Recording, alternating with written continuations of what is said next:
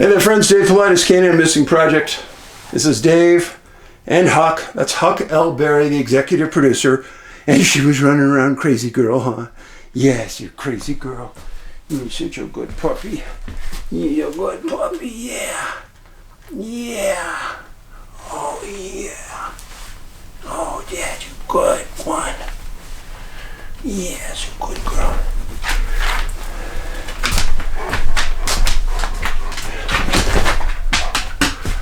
So, this is our upcoming cruise. Chris Bledsoe, Joe Hauser, and me. Missing 411 cruise. That's right. Put your phone camera right on that square box up on the top and it'll take you all the details you need. Missing 411 Alaska cruise. And we're going to debut Missing 411 National Parks March 21st. In Spokane, go to missing411.com for details, and you can get your tickets there. Thank you for being here. You are appreciated. Huck says, thanks for being here, you guys. Everybody coming to watch our show is well appreciated. So, in the last couple weeks, we've got a ton of email about missing people. I like it. You guys keep sending those things to me about missing people in your area because chances are I wouldn't hear about it. Now there is one case that made pretty big national news. And you guys are smart and you realize right away it matched every case in Missing 411 a sobering coincidence. As you know, many of the stories in that book came from cases out of the Great Lakes area. And sadly, we have another case out of the Great Lakes area that mimics those cases in that book. And I feel bad talking about it because they just terminated the search. I read everything that his mom said about it, and it hurt my heart so much because I can understand how she's feeling. It involved a young man who is still missing named Trenton Massey, 22 years old, missing February 22nd, 2026. 22 years old. He's a student at Northern Michigan University, majoring in construction management. He's a 2022 graduate of Corunna High School. It's kind of northwest of Detroit. He was an athlete, played football, well-liked, good student. Attending Northern Michigan University. The university was established in 1899. It's in the city of Marquette. Far, far northern Michigan, right on Lake Superior. It offers a 180-degree program, student population of approaching 7,500. Its popular majors at the school, nursing, biology, and art. Let me get on my soapbox for a second. For parents and for students, because I know a little bit about this. Yes, I sent 2 kids through college, so I know. If you have a student that wants to major in art, don't do it. Please don't do it. Jobs for art majors are very hard to find. Why would you go out and spend $80,000 to $250,000 for a major where you can't have a job when you come out? Only take a major that leads to a job. Construction management, brilliant. Trenton, good job. His parents, good job. Engineering, for sure. HR, they need HR managers in business, for sure. Business, for sure. Art, no way. I'm sorry. Yes, there are jobs that take an art degree. A professor, museum. But those jobs are very minimal. There are tens of thousands of art degree majors unemployed, not using their degree for anything. Parents, don't let your student do it. Please. Okay, I'm off my soapbox. So on February 21st of this year, Saturday night, Trenton went drinking at a bar in downtown Marquette. Now, it's pretty odd because I dug pretty hard. There wasn't one news group anywhere, including Marquette News, that released the name of the bar that he was at. I find that very odd. In fact, in any other story I've covered where a student leaves the bar and disappears, the name of the bar is always there, even internationally. Well, Trenton was a good kid, and his mom loved him. And the deal is that when he went out drinking, his mom kind of kept tabs on him. Smart. When he went to a different location, he would text his mom and say, I'm at this bar, maybe do a selfie. Well, she released one of the last texts he sent. And she said in the text, don't spend a lot of money because spring break is coming. He responded, hey, no worries. I won $400 and that's good for 4 nights. Didn't say how he won the money. But money wasn't an issue for him drinking that night. It was a Saturday night. It's what kids would do. I understand that. Trenton left the bar. Other people said they knew he left. Nobody said he was stumbling drunk. But we're going to go, and I'm going to take you along the path of what happened and how the parents found out and how the police found out. Well, the next morning, somebody finds Trenton's phone laying on a path inside of Marquette. They turn it over to the police. The police, tracking down the phone, contact the parents. His parents try to contact Trenton and can't.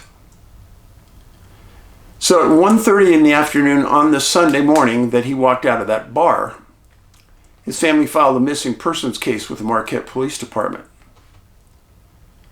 And it's at that time the police start backtracking to find out where he is and what happened. As in every one of these cases, in a downtown area, there's going to be CCTV footage. And that's what they looked for. So the first thing they found is that about 2:50 a.m., he's seen on CCTV traveling east on a multi-use path near the health systems for the Upper Peninsula. They said there was a blazing snowstorm happening at the time. It was about 20 degrees. And reports said he seemed disoriented and unsteady on his feet. 3:25 a.m., he's seen walking out onto the ice on Lake Superior from the North Founders Landing Pier, and then because of the storm, he disappears. So let me give you this map here. This is Marquette, Lake Superior, Northern Michigan University. They never said where he lived, and they never said where he was coming from, which bar. But he comes out, and he passes the health system building here, and then he walks this direction out towards Founders Landing and out onto Lake Superior. And then they lose sight of him in the storm. From all the accounts I could find, it was a truly blazing storm. Now, one of the things that always bothers me about these cases, nobody in the bar, none of his friends said that he was stumbling drunk, slurred speech, nothing. And then he walks out of that bar alone. Now, if truly he was sober and he wasn't struggling, maybe I can understand friends letting him go. But as I've stated in probably 50 different videos, we cannot, as a population, allow kids in college towns who have been drinking, we cannot allow them to walk home alone. Fact. If there's going to be a national campaign, don't walk alone. If somebody wants to go home or somebody gets kicked out of the bar, be a buddy. Walk out and go with them. This has got to be the way. Well, so that Sunday night, the search started looking for Trenton from Marquette PD. It took a while for that research to find him on CCTV, as I explained. Once they figure out the direction he was going, they utilize land, ice, air, and underwater searches, scuba divers, helicopters, drones, canines, hovercraft, airboat, and ground pounders. Now, I can't, and I mean this seriously, I've been involved in many searches in my life. And everything that they did on this was correct. Marquette didn't pull any punches. They did the right thing. They utilized the right resources.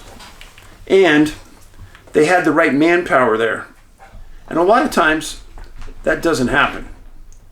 So I'm pretty pleased with what they did. Now, the city of Marquette really got involved, and so did the school. February 25th, now remember he disappeared on the 22nd. 3 days of searching, they suspend the search. Police advised the public that they could keep searching, but to stay off the ice. Police never said they found a hole in the ice. That's number one. Northern Michigan University held a meeting for students, staff, and faculty that included mental health experts there for his friends. And I can find nowhere where the police ever said that they thought he was in Lake Superior. I have lost count, I'm being serious, about the number of students that have disappeared in Great Lakes communities after drinking. I've lost count. Never, ever, ever leave a bar alone and walk home alone. The words they used was he was disoriented and unsteady.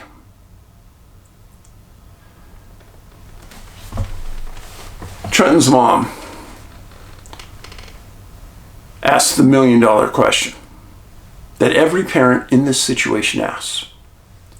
Why Trenton? Well, the last name Massey is an English and Scottish origination, likely from an old French word called Massey, which means noble. Now, if you followed my work, you know that there's another Michigan college student that was seen walking out onto the ice and disappearing and was eventually found in Massachusetts. I wrote a big story about it. He's since come out and wrote another book. I haven't read the book. But the amount of strange disappearances that occur in and around the Great Lakes region is off the chart. Now, Marquette is located in that far, far northern area of Michigan adjacent to Lake Superior. One of the most famous cases I've ever researched involving two people who disappeared were two Air Force pilots that were scrambled out of northern Michigan and asked by the Canadian military to intercept a UFO flying over Lake Superior, flying from east to west. They scrambled. They went in. It was bad weather. Radar says that they saw the UFO flying along. They saw the Air Force jet finally come into contact. Both disappeared. Both never found. I did a big segment about this. If I can remember, I'll attach that to this video when it comes out. The point being, northern Michigan is a strange place. In fact, all of Michigan has some of the most unusual disappearances I could ever tell you about. Now, I'm not sure if they'll ever find Trenton. I hope they do. Searches are still going on infrequently. I have no idea where he is. Only pray that he's happy and healthy somewhere. Now, when I was doing Trenton's case, as is normal for me, it brings to mind other disappearances in that same area, right around that same area. And where Trenton disappeared, not far from where he disappeared, a man named Hale Currier, 53, went missing in 10/17/1948. He was a hunter from Newberry. Oh, there's a lot of people missing in Newberry that I've written about. It's a cluster area. He was 20 miles from Lake Superior, 30 miles from Canada, where his hunting camp was located. For 30 years, he was the owner of a general store in Capac, Michigan. He established a hunting camp 17 miles north of Newberry at a location near Chesborough Lake in Lucey County. He knew this area really well. He loved it. And in fact, he had a cabin on the property. He was with some friends, and in the early morning hours on October 17th, his friends said they saw him putting on his combat boots, his army dungarees, a green wool shirt, grabbed his rifle and walked out the cabin, saying he'd be back that night. He was last seen walking toward a small ridge. Well, he didn't return that night. His friends called the state police, state conservation department. And that search for Hale turned out to be the largest search in the history of that part of Michigan up until that time. An October 30th article stated that the town moved 400 miles to search for their son. What they meant, Capac was 400 miles away from where his hunting location was. 30% of the town of Capac got in their cars and all drove to his hunting camp and stayed there a week searching for him. They loved him. That general store was everything to that town, and he was a gentleman to those people. And I don't know if a lot of people know this, but back in those times, they were rough times. People didn't have money. Store owners would actually let you take food out just because they were generous, as long as you promised to pay it back. And it was those store owners sometimes that let a community live. Great risk to them, but that community loved him.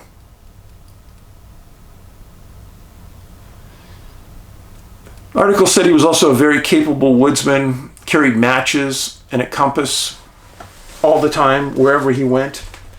This was a photo of a small number of the searchers that came out looking for him. They were all hardcore friends, said they'd do anything for him. They lived on nothing, froze. How many people would do that for you, you know, if you really think about it?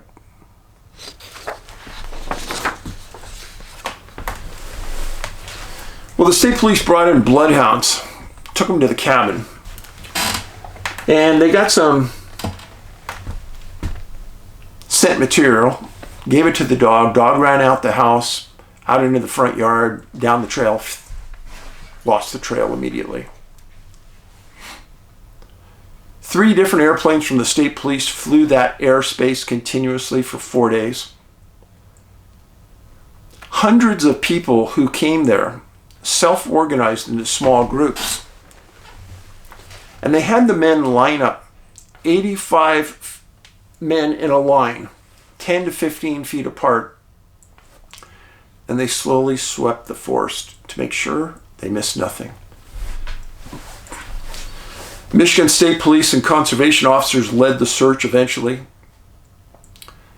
The Newberry High School football team shut down their sports activity and volunteered to search. Eventually, heavy snow shut down all search activities, and friends got together a $500 reward to find his body. So, let's remember this. The biggest search in Newberry history. Canines couldn't find a scent. His hunters said that he always carried a compass and matches so he could stay alive, build a fire. The airplanes that flew that area said they never saw a fire, never saw any smoke. Ground pounders working shoulder to shoulder found no tracks. I went forward 15 years. Hale was never found. And I know this seems to some of you newbies like this may be a stupid question. Was he even there? I don't know what else to say. How could he be missed? I don't know. Now, that was on October 17th, 1948. A month later, November 18th, 1948. Remember that date, November 18th, 1948. 10 a.m. A man named Orlin Pepper, 34 years old, deer hunting with friends in Baraga County, Michigan, was the owner of the Checkerboard Inn outside of Marquette. He left his hunting camp at about 10 a.m., told his buddies he'd be back that night. He didn't show up. Friends called law enforcement. Everybody's searching.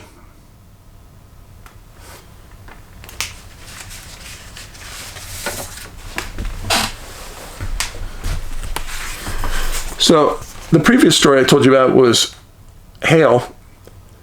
That's where he was, outside of Newberry.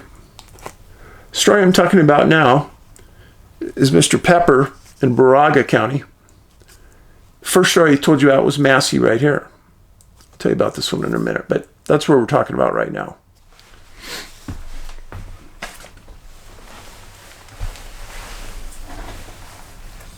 So he disappears the 18th. 19th, the search starts, and they're looking hard everywhere. He's later found 78 hours later and 4 miles from his camp by state troopers and conservation area people. And he's walking along. He said he thinks he walked nonstop for 78 to 80 hours, but his memory is a little foggy. Not sure how he got lost because he knew that area like the back of his hand. He was walking in extreme pain because his feet hurt. They were frozen. He was transported to Marquette Hospital, and doctors said he was in fair condition. And the doctors said that they hoped they could save his feet.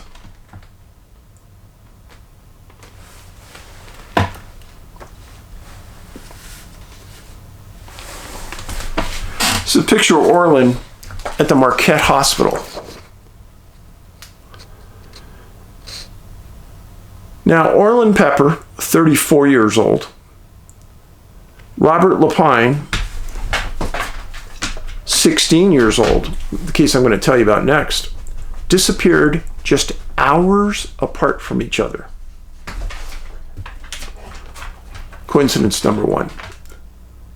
They had one more huge date that tied them forever together. And you'll learn about that now. Robert Lapine disappeared November 19th, the day after Orland, in Negaunee, Michigan. Now, Negaunee is just down the road from Marquette. Here's Marquette. And Negaunee's right here.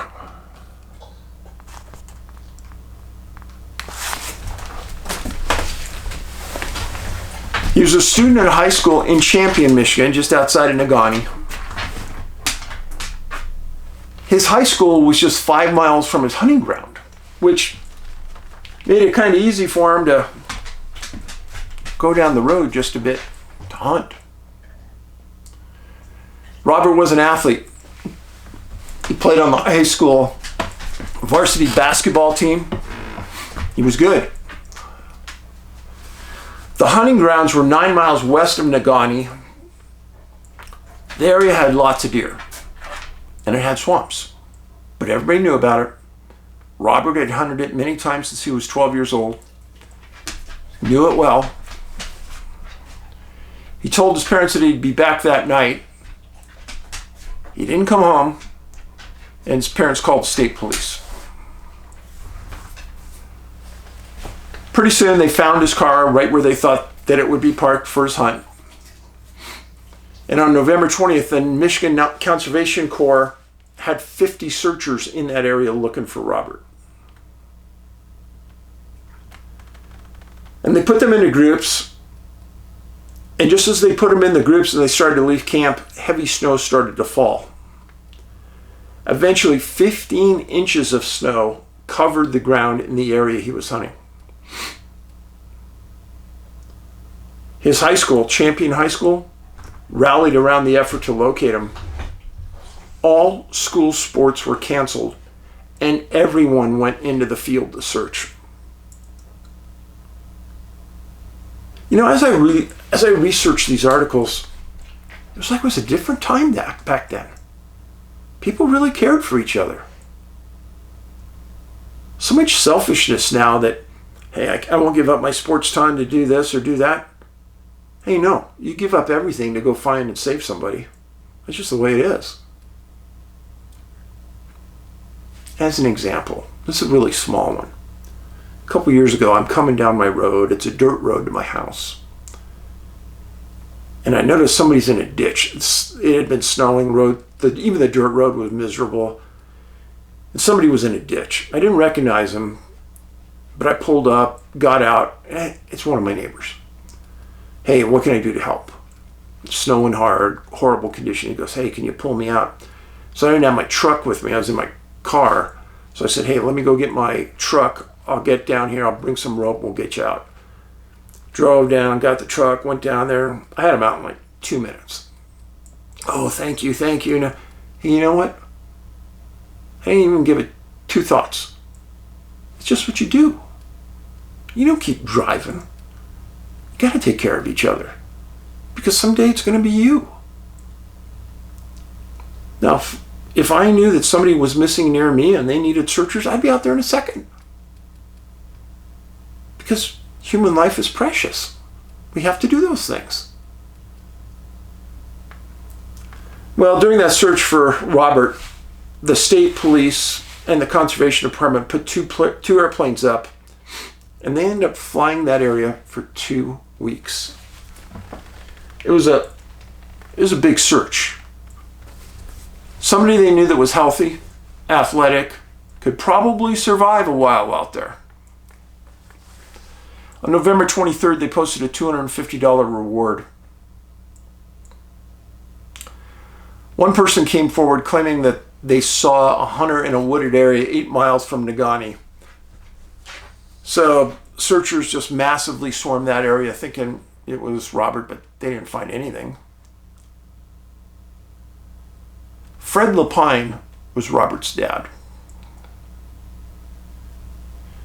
Came Thanksgiving weekend. Most of the searchers had gone home. Weather was horrible. Robert said, I don't care. There's no thanks to give. I have to go search for my son.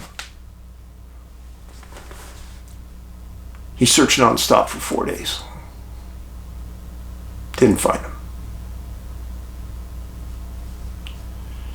By November 30th, Michigan State Police and State Conservation said that all search and rescue activities had been terminated because they had no evidence where he was and they couldn't find him. The last thing I could find was in April 1949, the American Legion chapter in Champion organized another multi-day search for Robert. Found nothing. So I ask you, friends, you guys are smart. How can all of these hunters disappear in the Michigan woods? Oh, they aren't steep mountains. No. They don't have big boulders that can roll over on you and crush you. No. They do have swamps, and they do have thick forests. And everybody I've ever known that hunted in those areas carried a compass or a GPS trail guide now. But back then it was a compass, and everybody knew how to use them. So if you got lost out there, you could find your way out. Now remember I was telling you about Orland Pepper. And I said there's going to be a date. When I heard this, I nearly fell out of my frigging chair. There's an article. Champion man continues hunt for his lost deer hunter's son. Many deer hunters were taking advantage of the Thanksgiving holiday to spend a long weekend in the North Woods, but one man, Fred Lapine of Champion, spent the day searching for his son. The boy, Robert Lapine, has been missing since Friday in Marquette County, and state police said they believe it is almost an impossibility that he'll be found alive. State troopers, conservation officers, and volunteers were pessimistic Wednesday night as they completed their 5th day of an intensive search. But the elder Lapine said he'd spent Thanksgiving with the skeleton crew of rescue workers scouring the woods near Humboldt. Pay attention. Orland Pepper was found after 80 hours, went missing November 18th, 1948. Robert Lapine, 16, went missing within hours of Orland Pepper. Hear this article. The missing lad's birthday is Saturday, the same day as the birthday of Orland Pepper, 34, who also got lost Friday but was found Monday.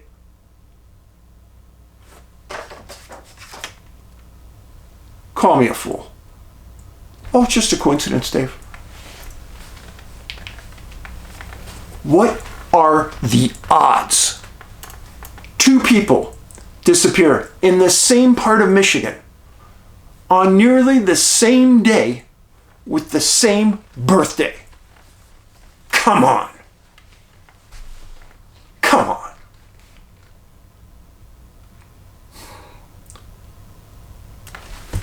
Let me show you this. Yeah, I get fired up about it. It pisses me off. Pepper disappeared here. Lapine disappeared here. Distance between those 2 locations, 53 air miles. Really nothing in the grand scheme. Nothing. Both men deer hunting alone.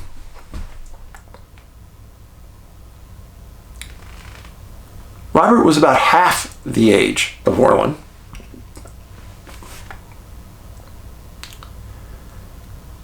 It'll probably bug me to the day I die if I don't figure this out. Every morning I ask the spirits to help me because it haunts me. How many other cases are out there where there are these subtle little clues? Oh, I think it's a clue. not be? And no, everything I checked, they're not related. Doing the same activity. And as I've told you before, there's a lot of hunters that are missing. I wrote a whole book of nothing but hunters. So is it something about the sport itself? Something about the mentality of the person doing it? Maybe because they're the ultimate predator themselves with a weapon, stalking the woods? I don't know.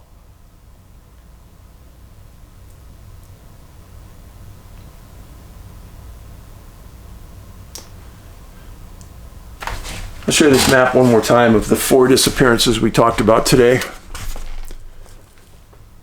Massey, right here, in Marquette. Hale Currier, Orland Pepper, Robert Lapine. The youngest being Lapine, the oldest being Pepper. I'm sorry, the oldest being Currier at 53. 53. 34, 16, 22. Got it. Friends, sorry I get fired up like that, but the gods got to see that I need some help here. Maybe they would bless somebody who's watching with the answer if they don't bless me. I appreciate you being here, which is why I'm here. And I'll do my best every day doing this research for you, because surprises don't seem to ever stop. Be kind. Kindness is free. Be safe. How can I say Paulides out?